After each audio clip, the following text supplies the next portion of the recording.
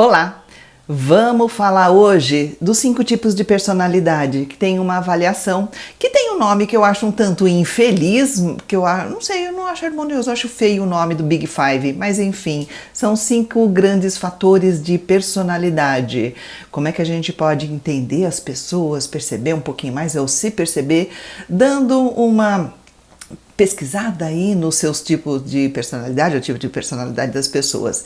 E esse vídeo é meio que uma sequência de 2 vídeos que eu fiz na semana passada, que foi sobre uma outra teoria, que é a teoria dos temperamentos, que é uma teoria do século II, mas ela é mais simpática para quem lê, para quem tenta entender um pouquinho mais, porque ela é mais dinâmica, mas ela não é muito científica não tem pesquisa, e as pesquisas também acabam não se comprovando, e temperamento também é o tipo de coisa que você tem um de manhã, outro à tarde, outro à noite, um no começo da semana, outro no fim da semana, um numa fase de vida, outro noutra fase de vida, mas é bom, pode ajudar para você ter uma referência do seu momento, para se entender e se identificar. Meu temperamento agora está sendo esse, o temperamento da pessoa com quem eu estou me relacionando é esse. Mas esse aqui, o Big Five, ele fala de padrões de personalidade. O que é personalidade? É aquele jeitão seu com o qual você nasceu, e ele é um pouco mais imutável, ele é mais constante. Quando você identifica a personalidade de uma pessoa, você já pode considerar um pouquinho mais como ela é e como ela vai continuar sendo. Então é bem interessante, bem legal para a gente falar sobre isso. E é uma teoria que dentro da psicologia tem muita pesquisa, ela é muito mais aceita. Claro que dentro da ciência tudo está em evolução, em algum momento pode ser que surja alguma coisa mais elaborada, mais detalhada, mas por enquanto é o que tem de mais bacana. Inclusive um psicólogo, pesquisador, cientista, professor de faculdade, que eu respeito muito, o Altair de Souza, ele menciona, então minha referência, né, quando ele fala de alguma coisa, fala, essa coisa é legal, porque já é uma pessoa que eu respeito demais, e que já falou a respeito, já falou da consideração que também ele tem por essa avaliação. Então vamos falar, eu tenho um monte de coisa para falar sobre isso, quando se deixar eu descambo. Vamos para a introdução. Sou Marisa de Abreu, psicóloga. Esse canal é para falar de psicologia, de comportamento, mostrar para você a cada vídeo o exemplo de um assunto com o qual você pode contar com um psicólogo. Eu mesma não atendo, mas você pode contar com a minha equipe. Eu tenho um site onde tem uma turma grande, o link está aqui na descrição, ou aqui pelo WhatsApp você pega as informações também, horário, valor, local de atendimento, online, presencial, tudo isso. Presencial na região da Avenida Paulista, para quem está aqui em São Paulo. Então, vamos lá. É um teste esse que eu ainda tenho restrições, como eu falei, é um dos mais modernos, é um dos mais bem conceituados, mais bem aceitos, mas é um teste, eu confio muito mais em teste projetivo, porque teste projetivo a pessoa não tem ideia do que ela está respondendo. Teste projetivo é aqueles assim, teste projetivo é aqueles que a pessoa chega e depois que faz o teste, sai falando mal do psicólogo. Fala, o psicólogo mandou fazer umas coisas doidas, eu não sei o que aquilo quer dizer, mandou eu fazer um monte de risco, mandou eu fazer um desenho, mandou eu fazer... Esse para mim é um teste maravilhoso, é aquele que você não tem ideia do que ele está te avaliando. Esse aqui no Big Five, ele tem, assim... ele te dá uma noção do que está avaliando, porque as perguntas, eu acho que são 120 perguntas, se não me engano, e as perguntas te dão uma dica do que está sendo avaliado. E se você quiser dar um outro tom para as suas respostas, se você fala assim, estou respondendo isso aqui numa empresa, estou numa seleção aqui de candidato a funcionário. Então, eu acho que essa característica é mais interessante. Então, vou dizer que isso aqui é o que é mais forte em mim, e aí eu acho que o teste é possível. É possível, conforme a intenção do momento ali que a pessoa, se ela não estiver falando, não, quero mesmo saber, vou falar o que é minha verdade. Se ela não estiver nesse momento, realmente o teste ele pode ser muito fidedigno, não. Mas enfim, vamos lá entender aqui o que os autores falam do que é personalidade. Já que é um teste de personalidade, então a palavra personalidade ela diz respeito aos padrões de comportamento e atitudes que são típicas de uma pessoa. É típica dela, é o jeitão dela. E é relativamente constante, né? e estável na pessoa ao longo da vida, ou seja, ela é aquilo mesmo, não depende da situação, não depende do que o mundo apresenta para ela, depende muito mais dela mesmo, de como ela é. Eles são características psicológicas que representam tendências estáveis da forma de pensar da pessoa, de sentir e de atuar, de como ela faz, como ela age, como ela reage às coisas do mundo dela. Mas tem alguma possibilidade de mudança conforme a interação que ela tem com as pessoas, a interação que ela tem com o meio social dela, com o mundo, pode ser que tenha alguma mudança na expressão de algum aspecto da personalidade.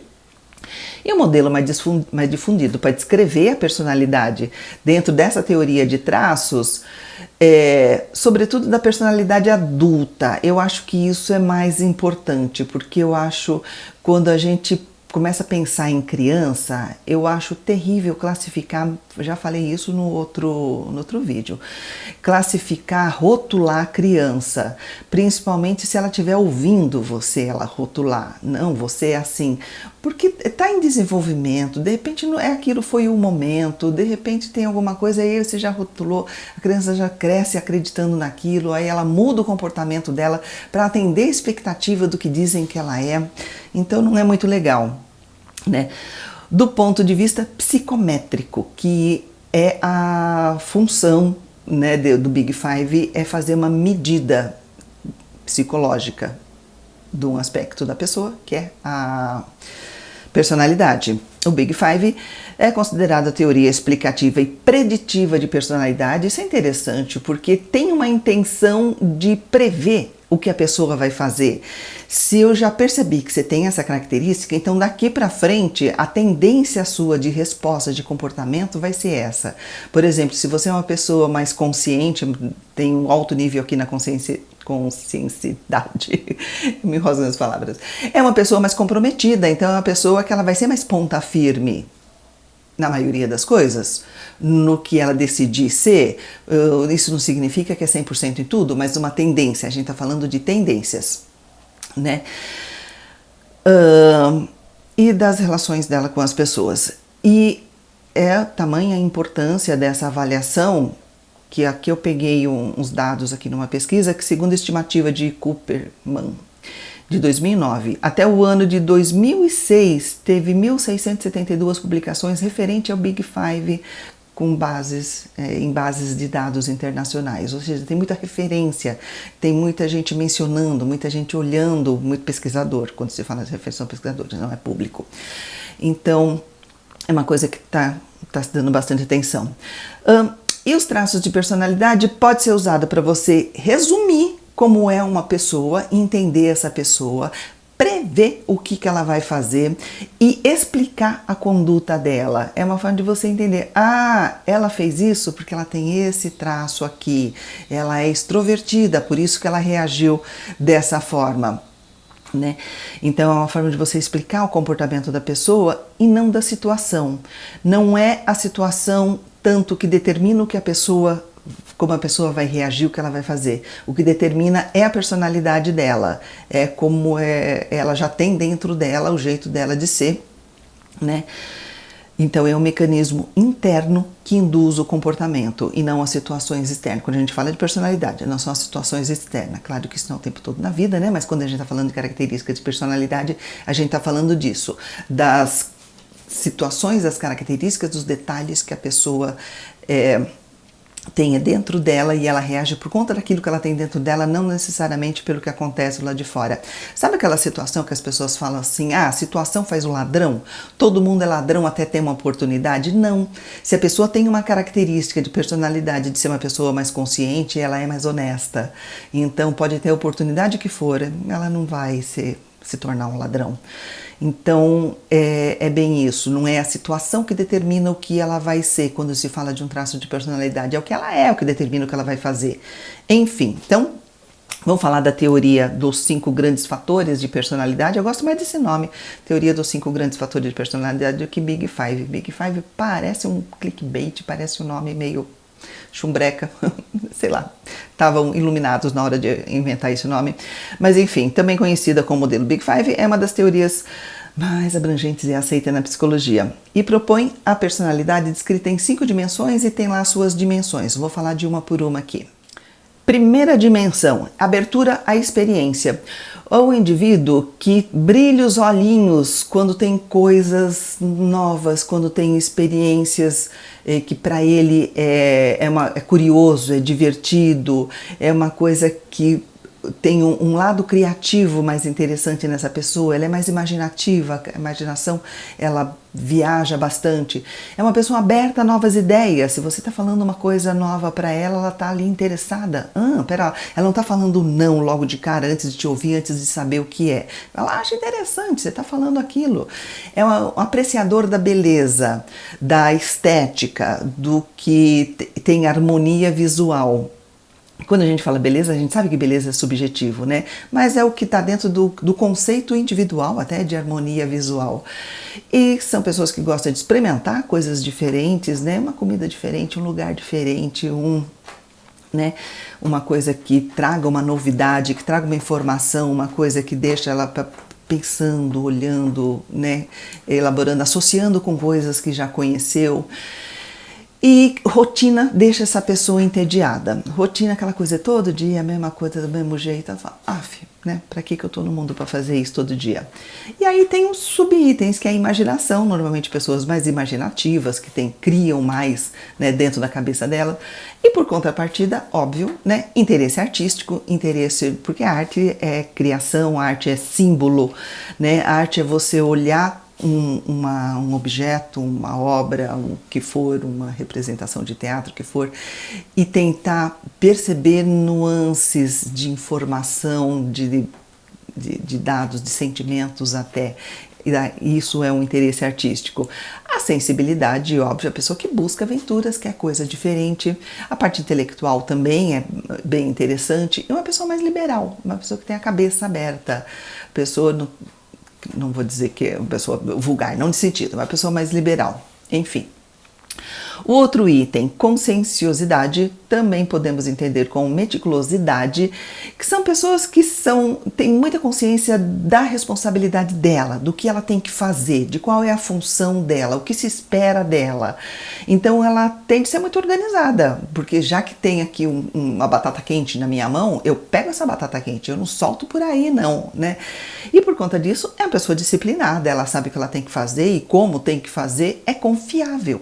Também, uma pessoa com alto grau de conscienciosidade, eu vou me enroscar nessa palavra até o fim, são pessoas que trabalham com afinco, com empenho, é metódica, porque ela tem um objetivo e ela quer alcançar esse objetivo, então ela vai atrás, ela gosta de ordem, ela gosta, não chega a ser, ou num grau extremo, pode ser um transtorno obsessivo compulsivo, mas num grau, né, de equilíbrio, é uma pessoa que é organizada, tem cada coisa no seu lugar, é eficiente no que ela faz, aí difere do transtorno obsessivo compulsivo. Quem padece de toque não é eficiente no que faz, fica repetindo a mesma coisa, acaba não chegando em lugar nenhum.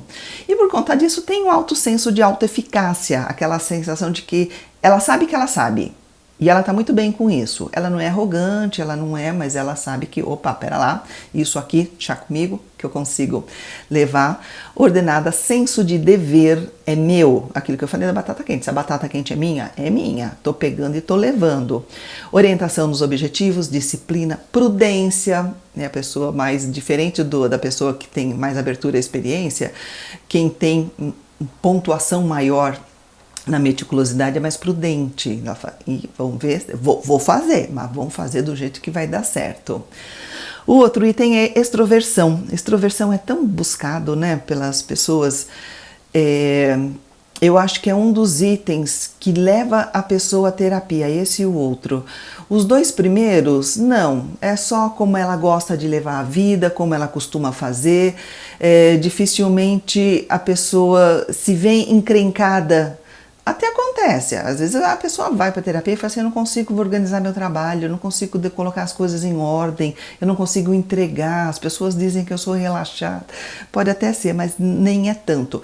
A extroversão, a falta de extroversão costuma pesar muito para as pessoas. né? Porque quem é extrovertido tende a ser mais sociável, e ser sociável dá uma leveza na vida da pessoa. Ela é mais falante, ela é assertiva. A assertiva não é a pessoa que acerta. A assertiva é a pessoa que fala o que tem que falar com tranquilidade. Fala assim, olha, você está me incomodando, você está chutando minha cadeira, por gentileza, gostaria que você parasse. Essa é uma pessoa assertiva. Ela não fala com medo da reação da outra pessoa, ela fala sabendo que o que ela está falando é o ok, é o que tem que ser dito, o que tem que fazer naquela hora, né? Então é uma pessoa mais entusiasmada, né, que gosta de estar com outras pessoas, ela tem pique, ela tem ânimo. E geralmente se sente revigorado com pessoas. Ela vai numa festa, ela volta bem, ela não volta tão cansada como uma pessoa introvertida. O introvertido se esgota numa festa, porque ele forçou tudo que podia e que não podia para tentar ser aquilo que esperam dele. É um sufoco. E ficar muito tempo sozinho é que é complicado para o extrovertido. E as características? Normalmente são pessoas mais cordiais, né? mais simpáticas, mais educadas, mais formais até quando necessário, mais sociáveis. Também são pessoas de confiança, tem um nível de atividade mais alto, também busca experiências novas, também é bastante interessante. E a alegria é uma característica que fala assim, essa aqui está falando do extrovertido, é a alegria. E por esse caminho, agradabilidade ou simpatia. Pessoas que são muito agradáveis, né? Elas tendem a ser mais gentis com as outras pessoas, mais compassivas, mais altruístas, elas olham mais para as outras pessoas, são mais cooperativos, né? Elas são mais confiantes nela mesma e ela gosta de ajudar as outras pessoas. Ela não faz por obrigação, ela não faz porque está sendo arrastada, ela faz porque ela gosta, dá uma sensação de bem-estar, de prazer ajudar as outras pessoas. São pessoas que geralmente valorizam a harmonia social, de estar todo mundo bem com todo mundo, é aquele que está incrementando e promovendo situações de bem-estar para as pessoas naquele meio, naquela situação, aquela que tenta evitar conflito, tenta arrumar, corta as arestas das bobagens para não ter conflito. E também são pessoas de moral muito alta, elas têm isso como importante, elas têm uma moral, seja ela qual for, ela tem a sua lista de normas de conduta e por isso são mais confiáveis, ela sabe mais o que é importante e interessante para ela. São pessoas que cooperam muito mais. Normalmente também a questão da modéstia é uma característica e mais empatia, óbvio, com relação às outras pessoas. O outro item, o último, é o que leva as pessoas para terapia. É o que faz a pessoa falar, minha vida não está legal, as coisas não estão funcionando, que é o neuroticismo. Que são as pessoas que tendem a ser mais ansiosas, mais estressadas, mais irritadas, mais instáveis emocionalmente, ou seja, ela não sabe reagir ou reage, depois acha que reagiu de uma forma muito errada, falou de menos, falou demais, devia ter feito, não devia ter feito, tá sempre de mal com os estados de humor dela, né? E são pessoas mais propensas a experiências negativas, a sentir a vida com um peso muito maior, né? Sente muito mais tristeza, sente muito mais culpa, sente muito mais raiva de todo mundo, das situações, das coisas que acontecem na vida. Tem dificuldade de lidar com estresse. A vida é estressante? É. Algumas pessoas conseguem olhar e falar assim, opa, tem um problema aqui, vamos lá resolver. Quando está dentro desse item mais intenso, um grau mais elevado de neuroticismo, tem muito mais dificuldade de lidar com estresse. Empaca, não consegue ver mais nada, a vista fica turva para os problemas e se sente sobrecarregado, né, com muito mais facilidade. São pessoas que não têm tanta facilidade de regular os suas próprias emoções, de dar uma equilibrada, falar, opa, agora não tô bem, pera lá, deixa eu dar uma relaxada, deixa eu botar a cabeça no lugar. São pessoas que têm muito mais dificuldade de fazer isso. Aí as características, a ansiedade, a ira, a depressão, vergonha, né, vergonha de si mesmo, às vezes vergonha dos outros, né, muita vergonha alheia é o neuroticismo que está elevando aí o nível. Falta de moderação, que faz de forma exagerada. E também muito vulnerável, né? Muita dificuldade de encarar o que acontece. As coisas ou derrubam ela demais ou levanta demais também. Você ficar extremamente alegre e fazer coisas absurdas quando acontece uma coisinha boa, né? Você ganhou R$10 na rifa, ficou tão contente, gastou 100 para comemorar, também é um detalhe que está faltando equilíbrio. E o que é importante a gente falar, cada pessoa tem um perfil único. Nesses 5 fatores, não diferente dos temperamentos, onde as pessoas se identificam com um deles e se nomeia com um deles, nesses 5 fatores você tem graus diferentes em cada um deles. Você não pode dizer, eu sou neurótico. Você não é neurótico o tempo todo, da hora que acorda, da hora que vai dormir. Tem lá os seus momentos de agradabilidade, tem os seus momentos de confiança, tem os seus momentos de, enfim. Então, são níveis, né? Aqui um pouco mais alto, aqui um pouco mais baixo, e que forma você, quem é você. Pode ser interessante saber para você se perceber, às vezes se aceitar e falar, tudo bem, esse aqui sou eu, né? Vambora, isso aqui não é ruim não, porque cada um desses itens pode ser muito ruim ou muito bom, dependendo da intensidade. Tudo que é muito exagerado, ou que falta, não tem nada, né, que nem uma pessoa que zero neuroticismo, peraí, você não reage, você não sente o mundo, você não fica com raiva quando acontece alguma coisa com você e você precisa reagir, você não fica ansioso quando você tem uma prova para fazer, zero neuroticismo também tem, né, não é o caso da gente buscar esse tipo de meta. Então isso tudo é pra gente dar, observar e dar uma entendida. Eu não vou passar link, mas para quem se interessar, eu vi que até tem sites que oferecem o teste lá de forma gratuita. Não sei o quanto que é fidedigno, não sei o quanto que esses sites estão colhendo tuas informações, independente de você aceitar, porque tem muito disso. Todo esse site que você faz figurinha, que você responde testezinho, acaba sendo o site que colhe tuas informações, dali a pouco você está recebendo um monte de coisa que não devia, e quando são sites mais maldosos ainda, colhem informações que vão te prejudicar. Então, sei lá, não acho que é o caso de ir atrás disso não. Mas para quem ficou curioso e quiser entender um pouquinho mais, eu vou colocar esse texto aqui na descrição, aqui na caixa, para quem quiser acompanhar depois e ler alguma coisinha. E aí, para fechar o vídeo de hoje, eu vou comentar as colocações que as pessoas colocaram no vídeo anterior, quando eu falei sobre como identificar um narcisista. E as pessoas comentaram algumas coisas legais, bem interessantes. Que uma das pessoas colocou o seguinte: narcisista também escolhe as pessoas por terem aspectos que eles desprezam. Que eu coloquei que é narcisista, escolhe as pessoas que têm aspectos que eles valorizam e que eles querem usar, eles querem se engrandecer colocando essas pessoas na vida deles, querem se sentir melhores, absorvendo quase que por osmose as características legais de outra pessoa. Mas aí é o que colocou, né? Ele também escolhe as pessoas por terem aspectos que eles desprezam? Não. Os aspectos que eles desprezam são os aspectos que são parecidos com eles mesmos. Eles se sentem muito mal consigo mesmo, eles se sentem um lixo. E se eles escolhem pessoas que ele vê como um lixo, são pessoas que eles sentem dó. E a dó, ela é muito ambivalente. Quando você tem dó, tanto você quer ajudar, como você sente aversão àquilo. Então, você quer fazer bonito, querendo ajudar, mas ao mesmo tempo, isso me dói estar perto, porque isso lembra de mim mesmo. Então, é mais ou menos assim. Aí uma outra pessoa colocou de uma situação que ela passou, né? Ele me fazia de gato e sapato, dava a entender que eu era errada, muito característico de narcisista. Eu me questionava se ainda tinha sanidade mental. Ela tinha dúvida da sanidade, da própria sanidade mental. Quando eu abri meus olhos e caí fora, aí entravam as ameaças, né? Se você não vier falar comigo, eu vou na porta da sua casa, faço escândalo, né? Ameaçou machucar a família dela. E aí até que uma outra pessoa apareceu grávida.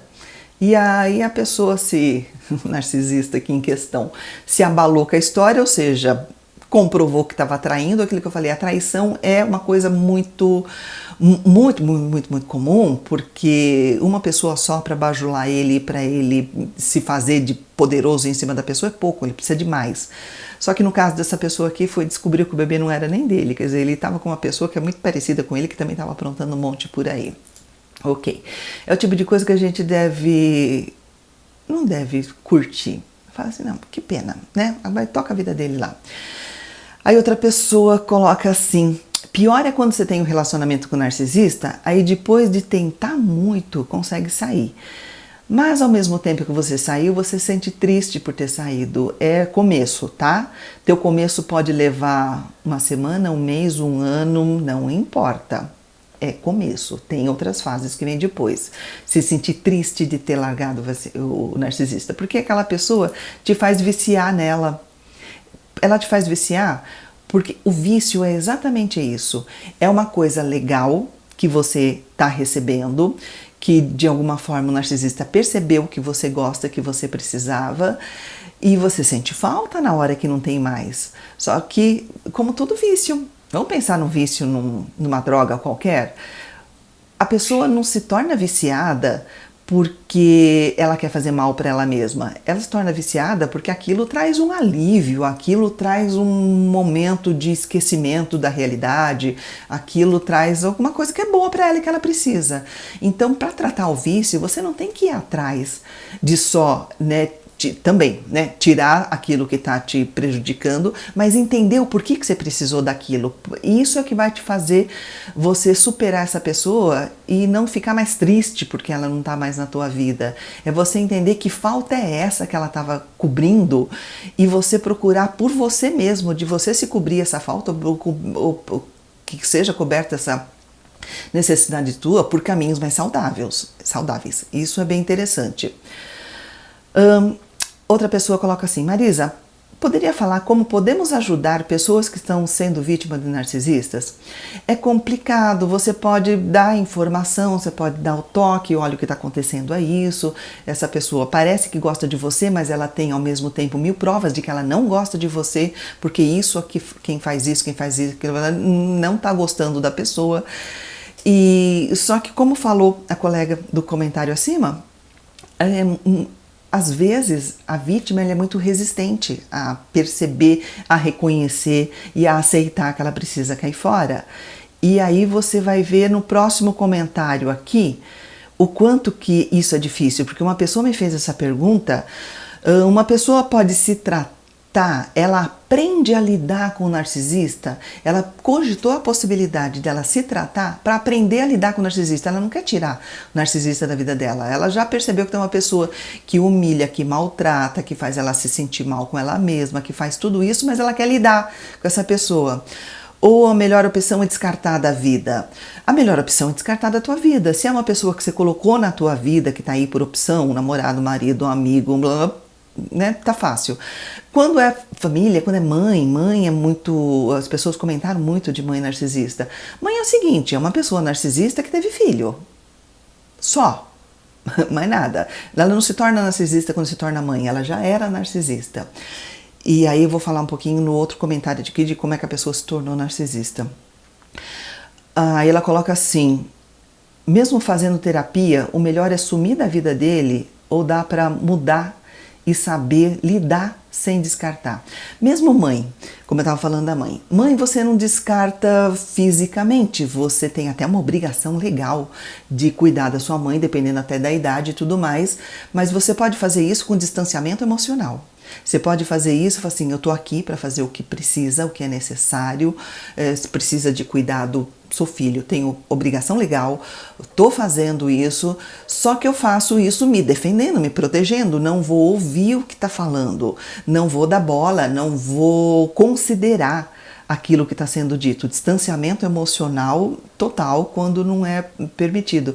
E aí essa pessoa, quando ela fala assim, é possível a pessoa mudar ou saber lidar, né, sem se desestabilizar? Me faz perguntar por quê, que dependência que você tem dessa pessoa? que você não consegue se livrar dela. É isso? Será que é a questão da mãe, que você ainda tem que ter um convívio, fique presente, mas distância emocionalmente, e o máximo possível de distância física também, né? Você está em outra casa, você está, enfim. Vamos lá. Aí a questão da vítima, tem 2 comentários. Uma pessoa colocou assim: em todos os canais só vejo esse padrão, vítima-vilão. Mas toda vítima é vítima mesmo? Ou há caso de vitimismo, de coitadismo? De certa forma, todo narcisista é uma vítima, ele já passou por situações que fizeram coisas muito ruins com ele se sentiu sem saída, aí ele cresceu. Não, eu não vejo narcisista criança, tá? A não ser, eu tô falando desse tipo de narcisismo, o narcisista criado. O narcisista é como um transtorno de personalidade, quando a pessoa já nasce, além de ser bem mais raro, aí é uma outra condição. Mas esse narcisismo adquirido, digamos assim, o narcisista é uma vítima também, como eu falei, ele também morre de dó de si mesmo. Né?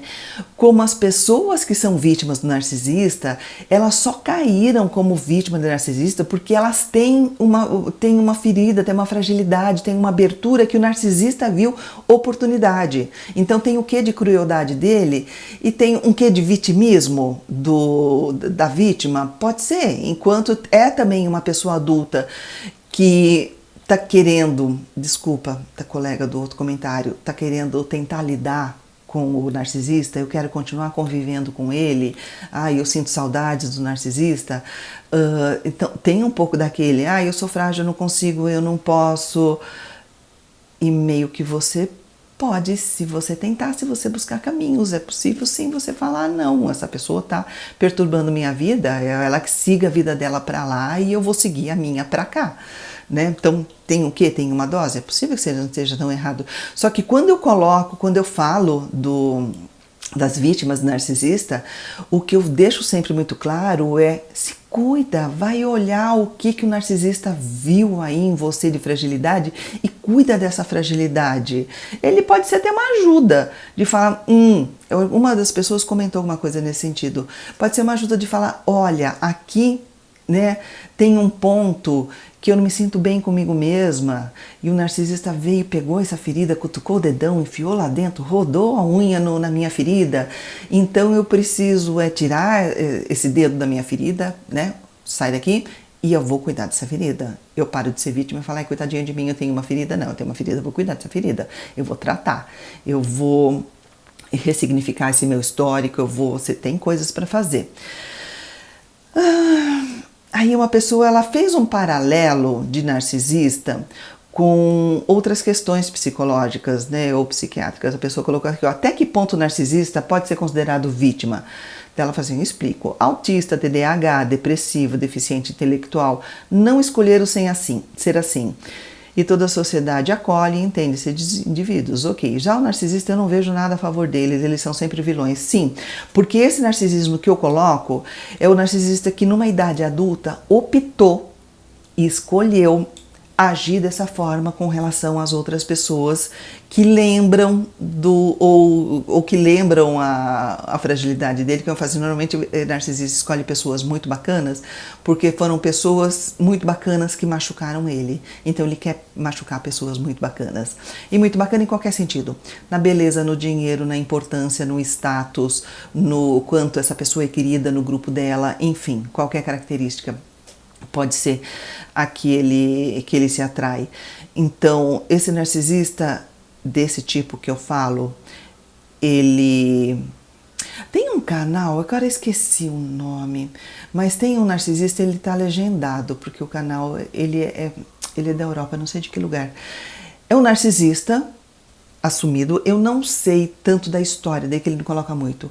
Você tem que ver ele falando. Né? O que ele faz com gosto contra as pessoas, que aquilo alimenta ele se sente bem, é o que ele acha legal, ele sabe que está prejudicando um monte de gente, ele vê a dor das pessoas e acha legal. Então, é diferente de um autista, de uma pessoa com depressão, com um deficiente intelectual, com um TDAH, é muito diferente. Tem um lado forte de escolha, de que eu quero mesmo machucar pessoas, para me sentir vingado do machucado que eu recebi, porque você tem outras escolhas. Eu fui machucado, então eu vou tratar do meu machucado, né? Eu não preciso me tornar um outro agressor. Eu posso falar assim, não, eu posso rever isso, eu posso ver o quanto que eu sou forte, eu posso entender o quanto que as outras pessoas estavam erradas e eu posso, enfim, tem um lado forte de escolha nessa história. É isso. É um assunto longo, a gente meio que não acaba nunca, né? Se você achou interessante, deixa o seu like no vídeo, se inscreve no canal se você gosta do assunto. E o like é uma forma de você retribuir. Você assistiu, achou legal, fala, pô, que bacana, eu quero, né, dar uma força para esse canal. O like é uma das forças, o botão valeu é outra forma de você falar, nossa, meu reconhecimento tá valendo aqui uma posição mais concreta. A gente agradece bastante. Obrigada por me assistir.